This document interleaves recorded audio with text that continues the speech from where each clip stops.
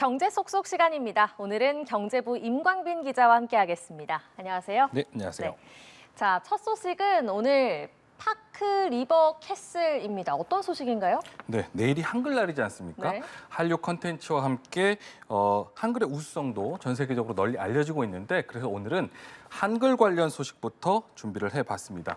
파크 리버 캐슬이라는 단어, 이미 눈치채신 분들도 계실 텐데요. 네. 그 아파트 이름에 붙여진 별칭들입니다.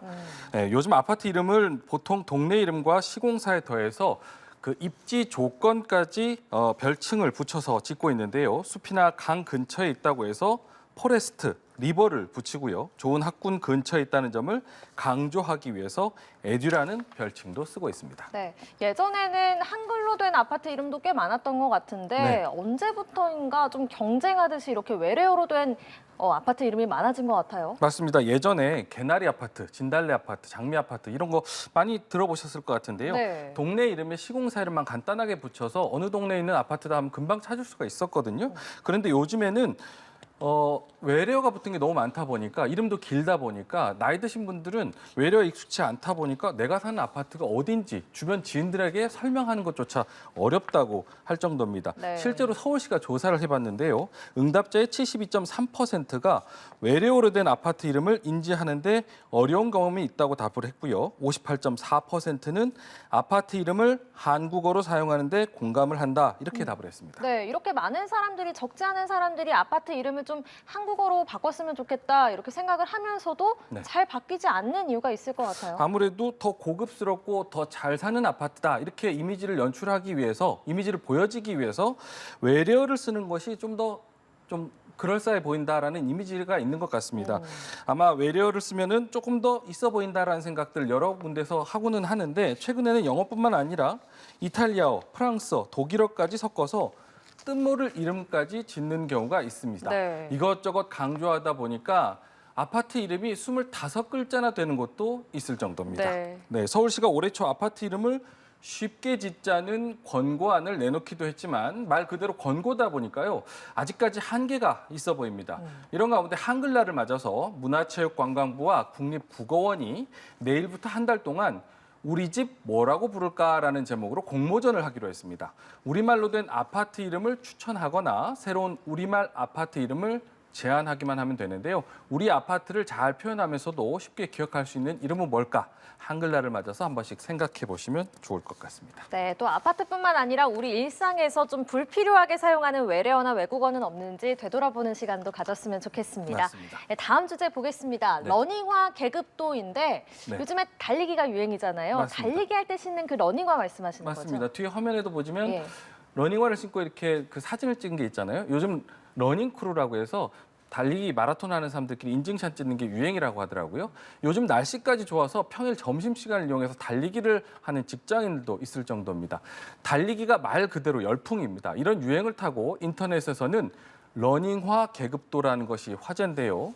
러닝화를 브랜드별로 또 모델별로 자세히 구분을 해서 월드 클래스부터 동네 마실용까지 정리를 해놓은 겁니다. 네. 러닝화를 신어본 사람들의 평가 또 전문가들의 자문, 러닝화의 사양 등을 종합해서 순위를 정리했다고 하던데요.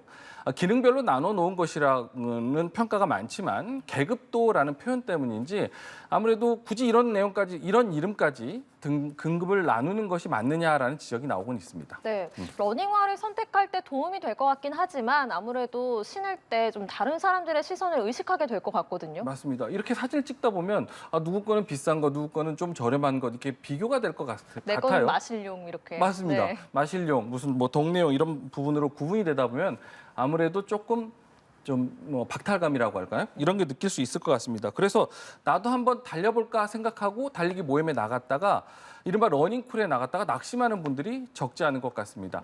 건강한 몸과 가벼운 몸 운동화만 있으면 될 줄 알았는데 그게 아니라는 겁니다. 요즘 러너들을 보면요. 대부분 값비싼 러닝화는 물론이고요. 러닝복과 전용 시계, 고글까지 갖추고 있습니다. 네. 이런저런 장비를 하나씩 계산하다 보면요. 순식간에 100만 원도 훌쩍 넘긴다고 하는데요. 비싼 만큼 그 값어치를 한다는 평가도 있지만요. 아마추어들이 느낄 만큼은 아니라는 반론도 있습니다. 네. 어떤 블로거는요. 러닝이 유행이 아니라 러닝 패션이 유행인가 싶다라는 평가도 했던데 예전에 단풍철에 산에 가면 거의 히말라야급 등산복을 입은 등산객들로 꽉 찼다는 얘기도 있었지 않습니까? 네. 캠핑장에서도 서로 기죽지 않으려고 전문가급의 장비 경쟁을 벌였던 적도 있었는데 이와 비슷한 현상이라는 분석이 나옵니다. 네, 알겠습니다. 네. 자, 다음 주제요. 샤인머스켓의 굴욕입니다. 네. 이렇게 탱글탱글하고 맛있는 샤인머스켓이 무슨 일을 당한 건가요? 네, 샤인머스켓은 얇고 굵은 껍질을 째 먹을 수 있어서 달콤한 향도 있어서 되게 인기가 많지 않습니까? 귀족 포도라고도 불리면서 비싼 몸값을 자랑했었는데요.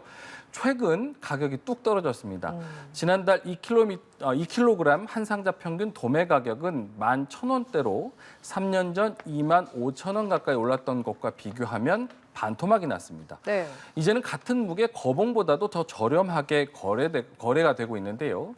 2014년 국내 시장에 처음 유통되기 시작해서 유행처럼 번진 샤인머스켓은 열풍이라고 할 만큼 인기를 끌면서 포도 농가들도 너도나도 재배에 뛰어들기 시작했습니다. 네. 그러다 보니 재배 면적이 크게 늘었고요. 가격도 자연스럽게 내려가게 됐습니다. 공급량이 늘면서 품질 관리가 안 된 샤인머스켓까지 유통이 되다 보니 그 인기도 요즘 들어서 조금 시들해지는 것 같습니다. 네. 자, 마지막 주제어 보겠습니다. 비번 지옥 탈출인데요. 어떤 네. 내용인가요? 네, 가끔 들어가는 인터넷 사이트의 아이디나 비밀번호 기억나지 않아서 좀 곤란했던 경험 없는지 모르겠어요. 저 정말 많습니다. 그렇죠. 네. 요즘 필요할 때 생각이 잘 안 나는 경우가 많습니다. 숫자만 입력하는 은행 비번하고 다르게 인터넷 사이트 비번 설정은 복잡하기 때문입니다. 특수 문자를 넣어야 되고요. 그마저도 주기적으로 변경을 해야 하는데요. 헷갈리지 않으려고 과거에 썼던 비밀번호를 다시 쓰려고 해도 안 되는 경우도 많습니다. 네. 이런 기준 어떤 근거에서 나온 것이냐? 2007년도에요.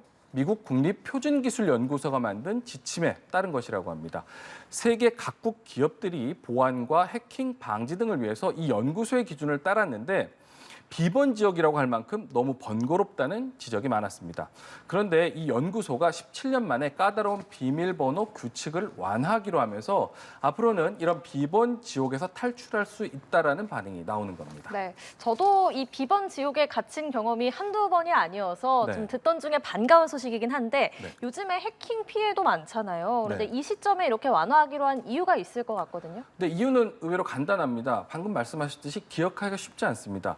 사람들이 기억력에 한계가 있기 때문에 추측하기 쉬운 특수 문자를 반복해서 사용하는 등의 쉬운 비번을 만들어서 사용하다 보니까 오히려 보안을 더 취약하게 한다는 지적입니다. 네. 주기적으로 바꾸도록 한 것이 오히려 점점 더 단순하고 쉬운 비번을 만들게 되는 이유라고도 설명을 했습니다. 그래서 대안으로 제시된 게 있는데요. 비번을 길게 만들라는 겁니다. 자기만 기억하는 단어를 길게 쓰는 것만으로도 해킹을 예방하는 데 효과적이라는 것인데요. 요즘에는 스마트폰 지문과 얼굴 인식과 같은 생체 인증이 가능해서 비번을 대체하고 있는데요. 사용자들 스스로 추가적인 보안 수단을 만들어서 활용한다면 더욱 안전한 인터넷 사용을 할 수 있을 것이라는 생각이 듭니다. 네, 알겠습니다. 오늘 말씀 여기까지 듣겠습니다. 지금까지 경제 쏙쏙 경제부 임광빈 기자와 함께했습니다. 고맙습니다.